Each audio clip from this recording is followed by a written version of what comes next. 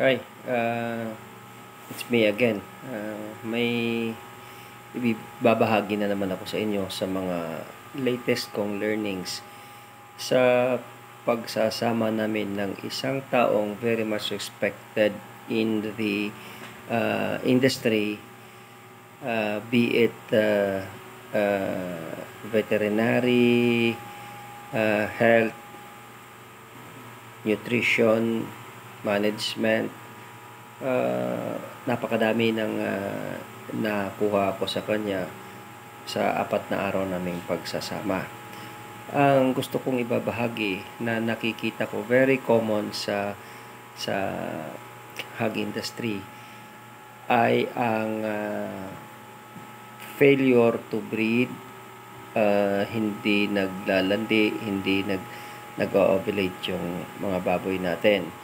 And napakalaking salamat sa kay Doc Andrew De Vera na siyang naging kasama ko for the past 4 days na walang sawang sumasagot sa aking mga katanungan.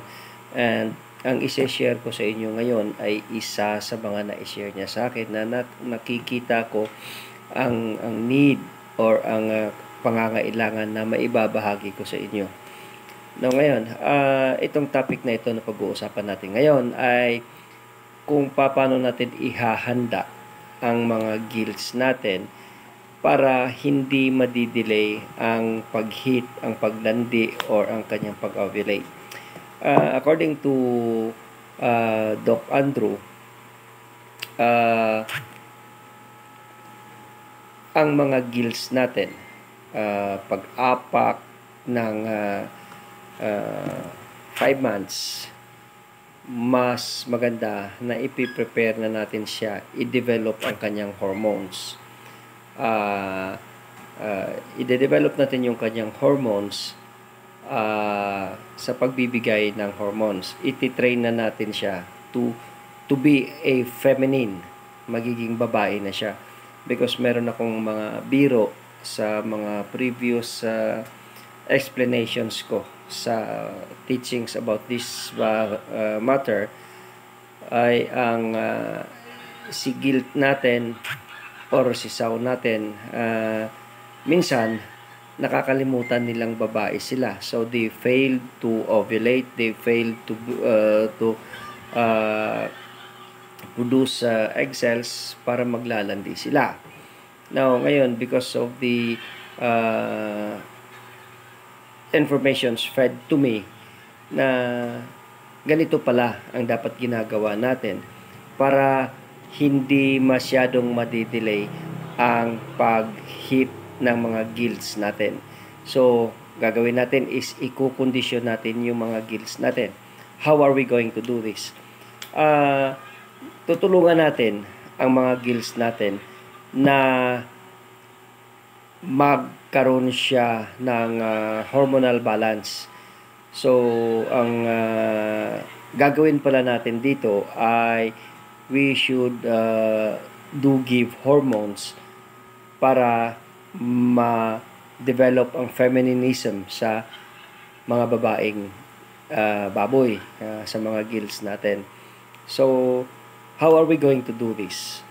Ang unang gagawin natin is at age 5 months, magbibigay tayo ng hormones sa gilts natin on a monthly basis.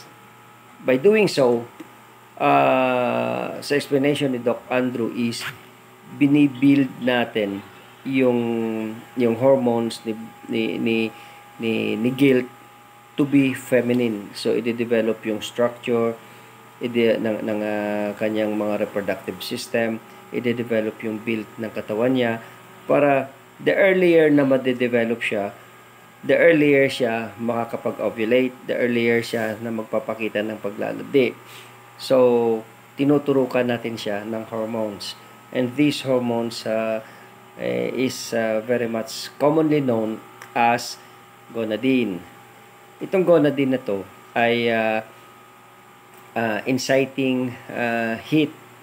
Pero according to the term of Doc Andrew, is it is false heat. Hindi pala yun talaga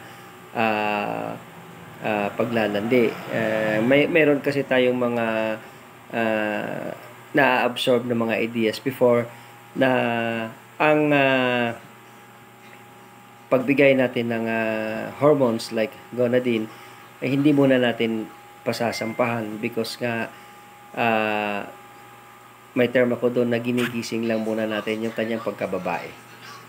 Now, ngayon, it was confirmed now through my talks with the doctor na ganun pala ang nangyayari. So, bibigyan natin siya ng hormones like gonadin on a monthly basis for the purpose na i-develop natin. Now, ngayon, after we reach the minimum weight requirement na para ovulate na yung baboy, na ready na siya magtanggap ng fertilization or magtanggap ng similya, is at the weight of no less than 100 kilos or 7 to 8 months from birth. So, ito ang mga naibahagi sa akin na ng ideas ni Doc Andrew De Vera na nakikita kong dapat isi-share ko rin sa inyo.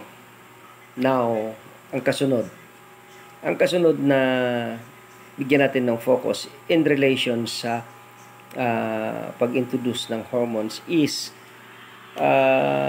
whenever possible, kung pwede lang, financial capability, we will also introduce hormones pagkawalay natin sa mga biik ni Sao. So, introduce natin, pero say a day after or 2 or 3 days after maglalandi si inahin, we will call that false heat.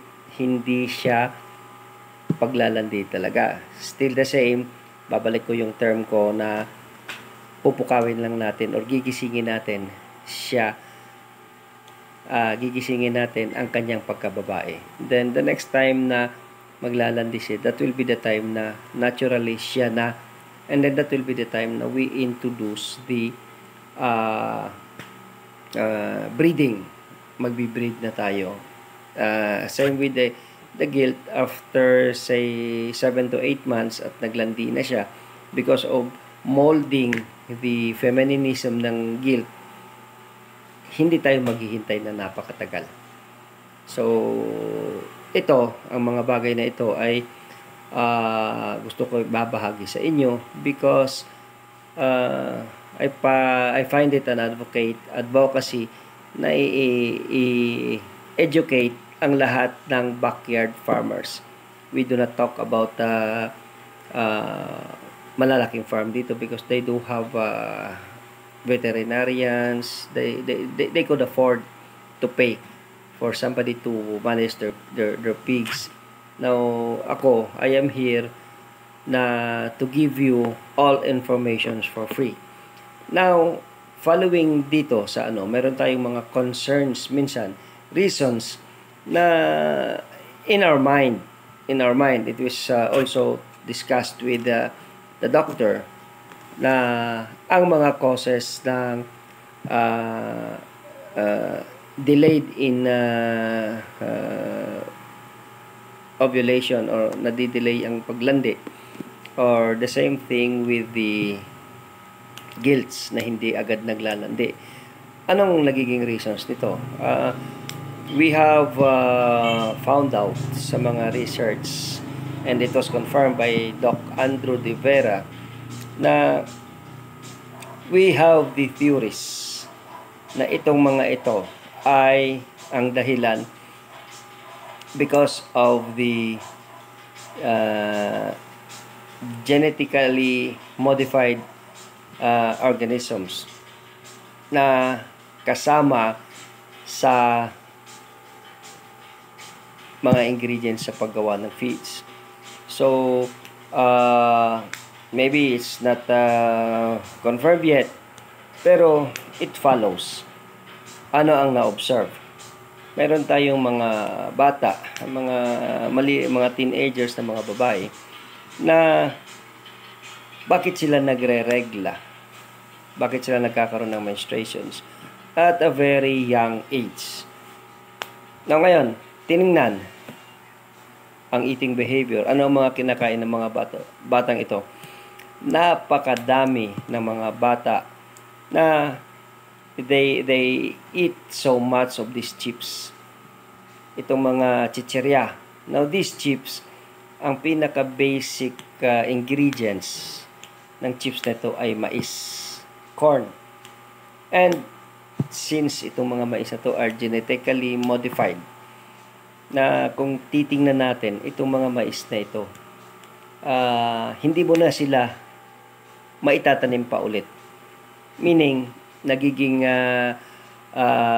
one time mo lang sila gagamitin. Now ngayon, kung mai-infuse natin yung genetically modified organisms na ipapasok natin sa sistema, pwedeng magkakaroon siya ng hormonal imbalance. Ito ang tinatawag nating hormonal imbalance because hindi siya naglalandi o hindi siya nag-ovulate as expected of the females. So, sana itong mga na-share ko sa inyo na natutunan ko kay Doc Andrew De Vera ay mai-absorb ninyo sa pag-aalaga ninyo ng baboy. I am talking to you backyard farmers. I don't care about big farms because these big farms are always considering us backyard farmers are as threat to them.